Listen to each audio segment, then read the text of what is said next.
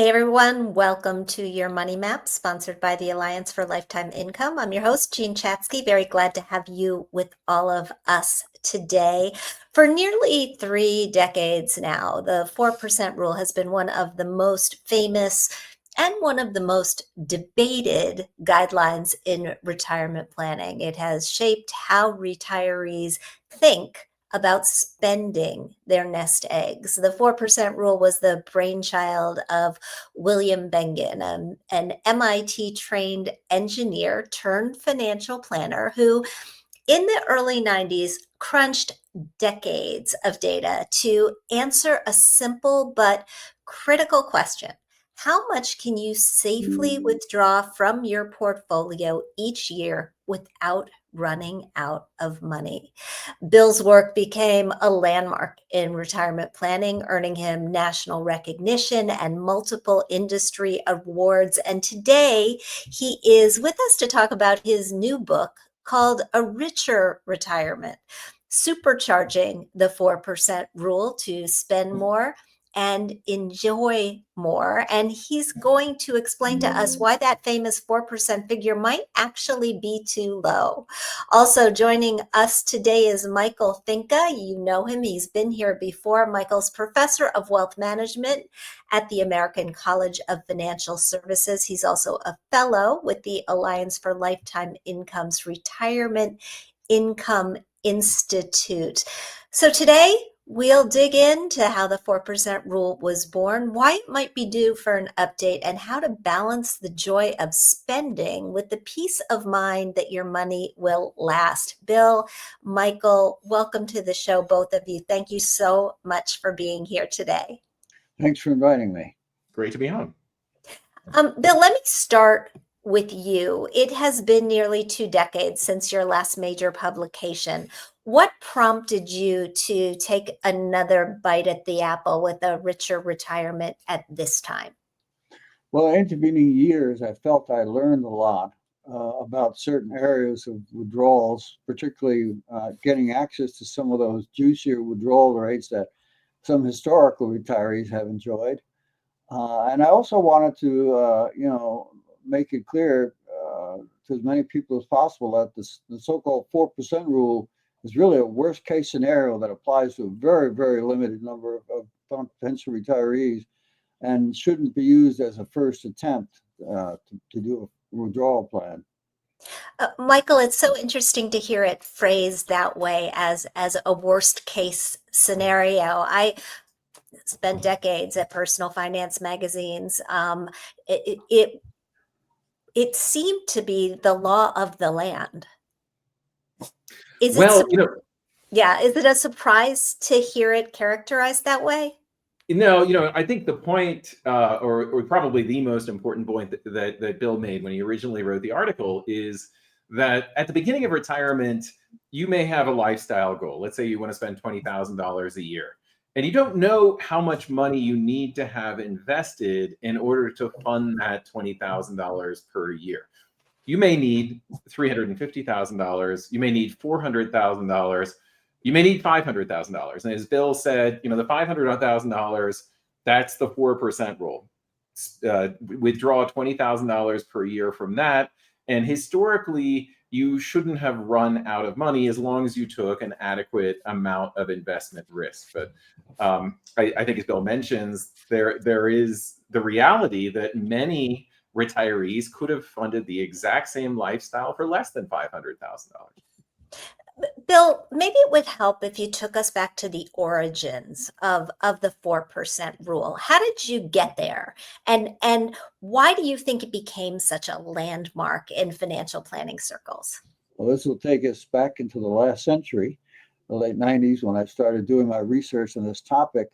I came about the topic because my clients were beginning to ask me questions about retirement. They were early boomers, just as I was, and I had about 20 years, and they were just starting to think seriously. They were asking me questions like, how much can I spend during retirement? How much do I need to save? How do I maintain a certain lifestyle? I had no answers, and I couldn't find any answers. Unfortunately, the internet was not available back in '93, as it is today as a research tool. So I decided to sit down with the numbers and do the research myself to see if I can come up with an answer. At what point did you realize that the 4% itself might actually be too low for a lot of people? Well, I think that was my intention from the very beginning. I identified it in my paper as a worst case scenario, basically, that people could look toward if they want to take absolutely no risk from a historical perspective. But it's not something that I would recommend to everyone. In today's market, certainly more is available. Michael, research that you've conducted and research that other fellows with the Alliance have conducted shows nearly half of retirees say that spending money in retirement gives them anxiety. Furthermore, we know that a lot of people just aren't spending. Why are we so anxious? And why is that true, even for people who seemingly have saved definitely enough? Yeah, Gene, in my research, I look at two different types of people. I call them the ants and the grasshoppers. And the ants are those who spend their entire lives saving money for the future. They set money aside every paycheck, and then they get to retirement. They built up this nest egg, and they're very proud of the nest egg that they built. And they kind of want to wrap their arms around it and say, I want to keep this at my own self-worth, my sense of security is defined by the size of that nest egg. But very often what happens in the defined contribution era, this era that we're living in right now, where we have to fund our own retirement, is that we'll get to retirement, we'll have this big nest egg, but we won't feel comfortable actually spending that money down so that the number gets smaller. That gives us anxiety. It just naturally is the way that human beings are programmed to think. You're not supposed to diminish your store of grain for the winter. We're programmed to think that we just want to keep it and not see it get smaller. And that's why people make a lot of mistakes when they invest. They do things like they try to invest in high dividend stocks or high yield bonds, which is not a very efficient way to invest because they want to try to do whatever they can to preserve this money. And the reality is that the reason you save the money was to live well in retirement. And then you get to retirement and you don't actually feel comfortable spending it. So I think, with Bill's philosophy, you can actually feel comfortable spending down the money. And even if there's a year where the market goes down, you can continue to spend that money. The balance of your portfolio is going to go down, but the likelihood is that it's eventually going to recover over time, as it has historically. The application of the rule as you originally came up with, Bill, had a withdrawal rate at the start of your retirement. And then whether it was 4% or 4.5% or some other number, you would take the inflation rate of that year and apply it to the starting withdrawal every year for the rest of your retirement. And it was a strategy that really held up. More recently, people have looked at it and said, there are risks. There are risks if the market takes a tumble. Inflation is a risk. Low interest rates are a risk because they impact the bond component of your portfolio. And longevity is a risk. We're living longer than we lived before. I'd love to take those one at a time and talk about how they've influenced your thinking and, Michael, your research on this topic. When you look at market returns, we had a period of low returns in 2007, 2008. We've had others in earlier decades. How do you think about those periods in time, and how have they influenced your thinking? Are you asking us, Michael or me? I'm asking you to begin. Oh, okay, good. I think, if you're going to be invested in the stock market, you have to accept volatility. And my research incorporates that volatility in its conclusions. Market valuations are very important. So that big bear markets are not necessarily to be feared because we can account for them in the withdrawal rate that we take at the beginning. And almost always stock markets recover well. So that it's important not to be thrown off your plan by a temporary dislocation in the markets, because it will pass. When it comes to the other factors that I mentioned, Michael, interest rates, inflation, longevity, I know that you've looked very closely at those risks. How should retirees factor them into their withdrawal strategies? Well, I think it's first of all, nobody knows how long they're going to live. So we have to have some sort of strategy for dealing with that uncertainty. One strategy is to not spend very much money. And if we don't spend very much money, then we can have a very high probability that no matter how long we live, we're not going to run out. But that doesn't result in a very good lifestyle. And actually, one of the points that Bill made in an article that he wrote in 2001 is that it does actually make more sense to be somewhat flexible with our investments. That, you know, if your investments do particularly poorly, let's say you retired on January 1st, 2000, and the market fell 2000, it fell in 2001, it fell in 2002, you might decide to cut your spending back a bit. And that does make a certain amount of sense. And it does help preserve the value of the portfolio. And I think it also preserves people's peace of mind. I would rather begin the discussion about funding a retirement income with the lifestyle goal. The lifestyle goal for most retirees is to be able to fund a base of basic expenses. And for those basic expenses, it makes sense not to take as much investment risk with those. And then on top of that, to fund more variable types of expenses. Take more investment risk with those, but be willing to be more flexible to adjust your spending up and down a little bit over time. You also need to take into account that a lot of retirees don't spend as much when they're in their late 70s and early 80s as they did when they were in their late 60s and early 70s. So I want to make sure that when people put together a plan, they enjoy the life that they can lead in their late 60s and early 70s, when they're really able to enjoy the money the most, when they're in the best health, before they begin to slow down a little bit, say in their late 80s and 90s. Bill, what's your reaction to what Michael just said? Yeah, I would tend to agree with what he has to say. And I just want to say on the outset that I'm just a great fan of Michael's research papers. I read them all. I recommend people. I think they're excellent. His theme to encourage people to spend more is very, very important, because we have a serious problem with retirees, as he's mentioned, that people are reluctant to spend as much as they could and therefore not enjoying life as they might otherwise. You are not officially full-time retired, because you did just write this book. And as Michael and I both know, writing a book is an awful lot of work. But you're more retired than either of us. What have you learned from your own retirement about the reluctance to spend?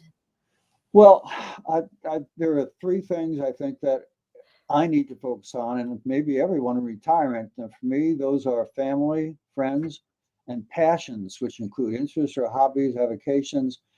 If you cultivate those three elements in your life, whether it's retirement or pre-retirement, I think you're going to have an enjoyable life, because they are, in my opinion, what constitute the most important things in life.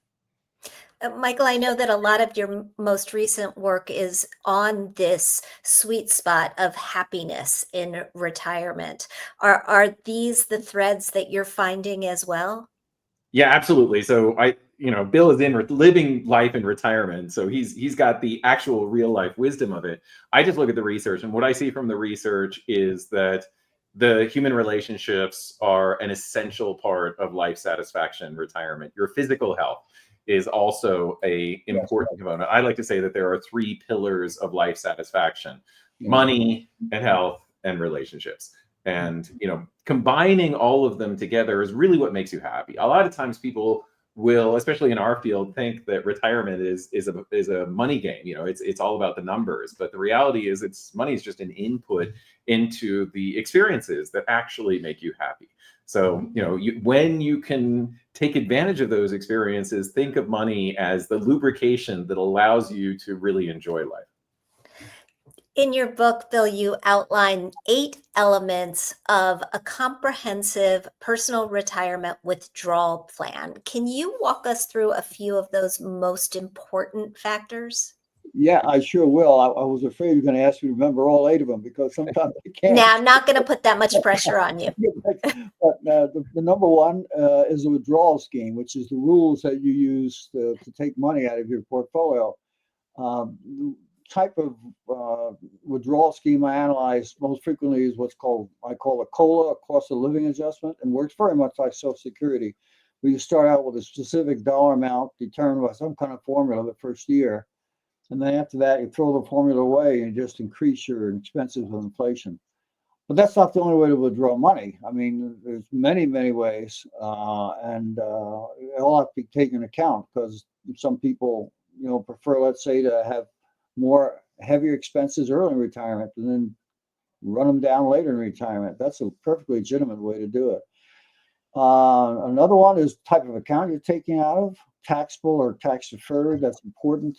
Taxable accounts, of course, are subject to taxation and reduces portfolio returns and withdrawal rates. But if you take it from a taxable IRA or tax deferred IRA, you're going to be paying taxes on the distribution. So I don't know if there's that much difference in the end between the two of them.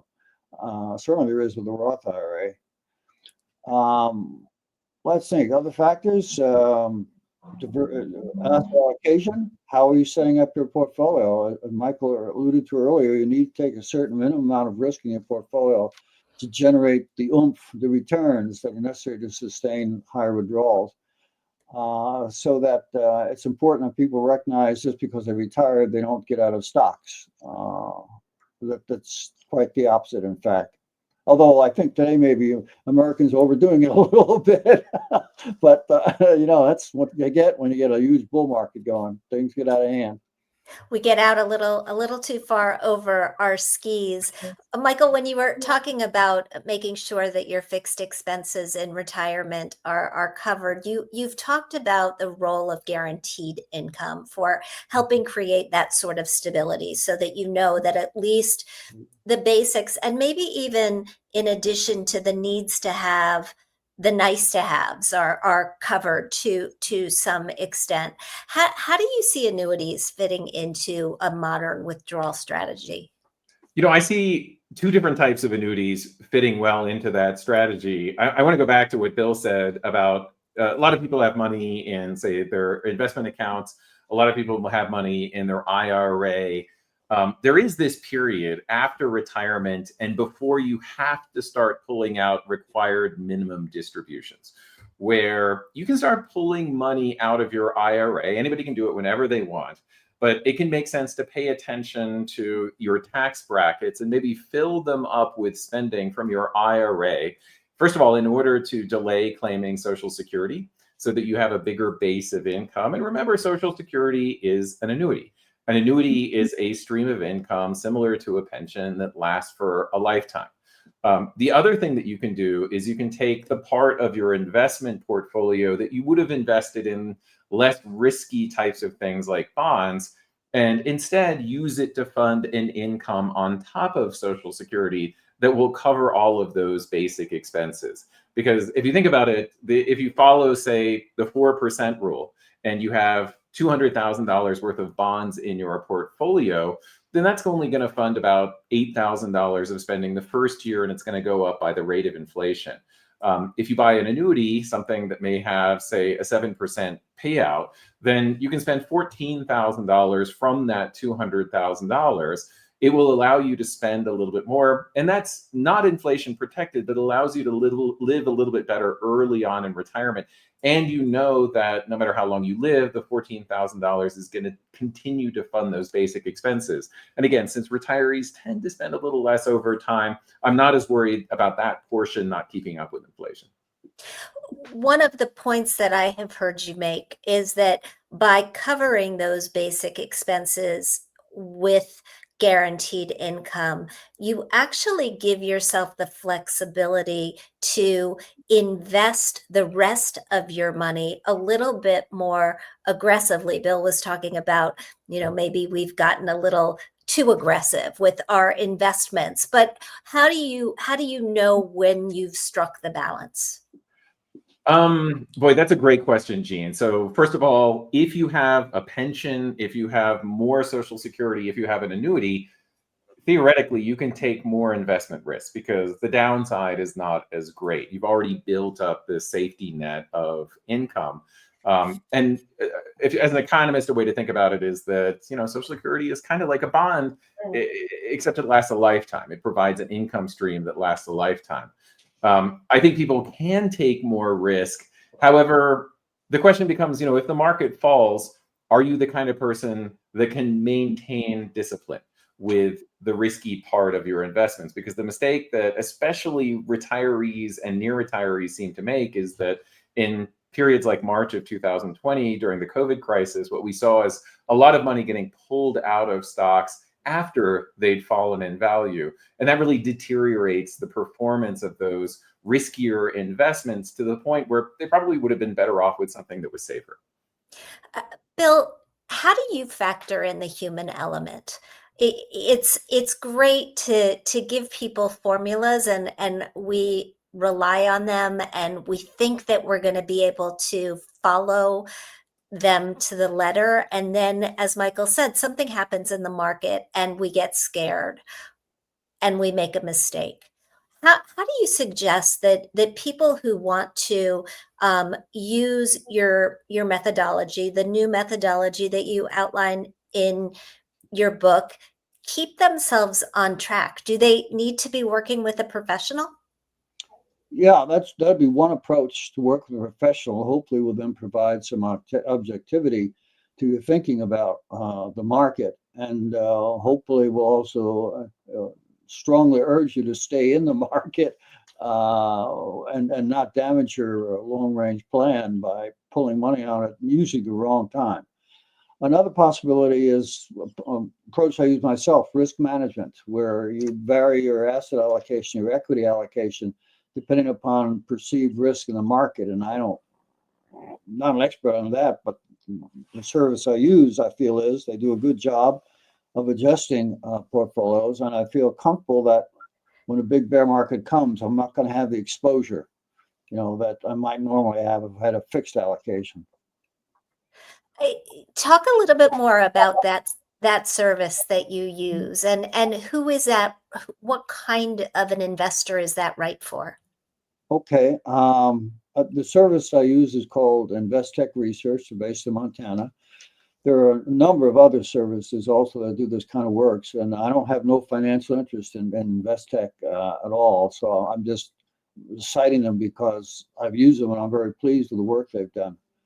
I think just about anyone can use them. I think a subscription to their services runs about $200 a year, and for that you get during the year a weekly hotline update, occasional instructions to change your equity allocation, and also some wonderfully detailed research reports.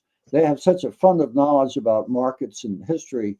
They're just fun to read, and I think they also may help people stay in their plan if they understand the rationale. I have found, just from my reporting, and Michael, I don't know if you found the same thing, that people fall into one of three camps. They are either DIYers, they're help me do it, or they're do it for me. Depending on the type of person you are, how do you find your way into the right sort of retirement plan and withdrawal strategy for you? Well, Jean, let me give you an example from my own research. We've actually studied how well investors perform in their retirement accounts. And one of the things we find that I think is interesting for defining people in one of those three categories is that a lot of people just are simply put in automated types of investments, things like those target date funds. Oftentimes, they're less financially sophisticated investors. And ironically, they outperform the investors that try to do it themselves. So there are also retirement investors who try to pick mutual funds. And oftentimes what we see is that they chase returns and they make investment mistakes, and they actually underperform the people who are not very knowledgeable about their investments, but just leave it up to automated investment products to do the work for them. And then there's a third type of person who has an expert that helps guide them through the process. And what we find is that those who use an expert are actually perform much better than those DIY types of investors, oftentimes because the expert helps talk them through these financial crises, to maintain their investment goals and to keep them on track, estimate how much they need to save to meet those goals in retirement. Ideally, that's the kind of, the more help you get, the better, but not everybody can afford that type of assistance. And for the rest of us, these types of automated solutions are a pretty good answer. From the new research base that came out just in the last month or so from the Alliance, one thing we know now is that 30% of consumers in the 61 to 65 age range are considering putting off their retirement. Just 60% of younger consumers, Generation X, believe that retiring and never working again is even possible. Well, what do you think about stats like these, and how do you see retirement planning evolving over the next decade or so to help these people? Bill, let me start with you. Well, people respond to circumstances as they perceive them. And we know that there's a problem with income distribution in our society. The inequalities have grown. And there are a certain number of people who have gotten to the point where they are faced with the fact they can't make enough to save enough to have a type of retirement they like to have. So they're probably considering longer work. That's unfortunate, but that's probably their best solution to make sure they're okay. It's a difficult problem. It absolutely is. Michael, what do you think retirement looks like in the next decade or so? How will it be different? Well, I'm looking at Bill and I'm thinking, here's an example of someone that has really retired on his own terms. Like, correct me if I'm wrong, Bill, but you continue to work with clients and you continue to write and do the things that you actually enjoy. You may not be working as much as you did when you were in your 50s and 60s, but you have more autonomy. Is that not correct? Oh, sure. You're absolutely correct.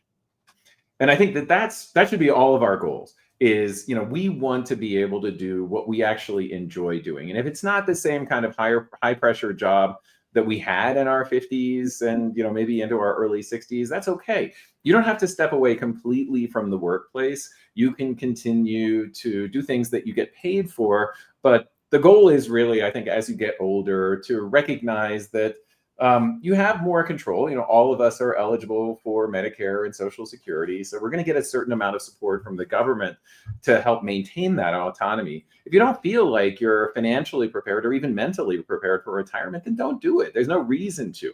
Now, the research does show that retirees are happier than those who say that they're not retired. So there is a benefit to being able to retire, and especially if you retire on your own terms. If you're the one who decides to step away from your primary job as opposed to getting downsized, you tend to be happier. But I would say to anybody, this is a new world. We're healthier than our parents were or our grandparents. We can work later in life if we want to. And oftentimes maintaining those challenges and social engagements makes people happy. If you're that kind of a person, then keep doing it. We like to wrap up these discussions by asking guests for 3 pieces of advice. And Bill, I'd love to know if you were going to offer 3 tips for someone who is about to retire today and who might be concerned about making their money last. What would you tell them? Michael, we'll come to you next. I guess the first one is to have a withdrawal plan developed by themselves or else with the help of a professional, which gives them a realistic amount of income they can expect from their investments over their 30 or 40 years that they'll be retired. I think that's very important. I think they also need to focus on those 3 elements I talked about earlier about family, friends, and passions in their life. As far as the third one goes, I'm gonna have to dig a little deeper for that. Give me a sec. I think that they have to be able to, once again, having developed a plan, be ready to stick with it and not be thrown off by temporary events, because it's more likely to hurt them than help them by doing so. And Michael? I would say think about what your goals are. First of all, that's the most important thing. How much of your nest egg do you want to pass on after you're gone? How much of it do you want to spend? That's the essential goal of retirement income planning. That's step one. Oftentimes people never even get to that step. And oftentimes it means that they just put their arms around their portfolio and they don't spend the money down. But that means that it's going to go to someone else who's actually going to get to enjoy the money. The second is to use a spending strategy that matches your lifestyle. So instead of just thinking about your investment portfolio as being separate from the lifestyle that you want to lead, you want to begin with your lifestyle goals. And as I mentioned before, you've got those fixed expenses and your variable expenses. How are you going to address each one of those? And I think the third one is the one I very often give first, and that is that it's probably a good idea to delay claiming Social Security to build up a bigger base of income, because that adjusts upward for inflation. That really is the bedrock of that retirement income plan. Bill Bengen, Michael Finke, thank you so much. Just a reminder, Bill's new book is called A Richer Retirement, Supercharging the 4% Rule to Spend More and Enjoy More. Michael, where can we find more of your work as well? Oh, you can go to michaelfinke.com, or you can find me at the American College of Financial Services. Thank you both so much for being here today. My Thank pleasure. you. Thank you. If you're looking for more information about your retirement, please check out our website as well, the Alliance for Lifetime Income. You'll find it at protectedincome.org. And while you're there, sign up for our newsletter. Great retirement tips will be coming your way. That's at protectedincome.org/subscribe. Thanks for watching, everyone. We'll see you next time.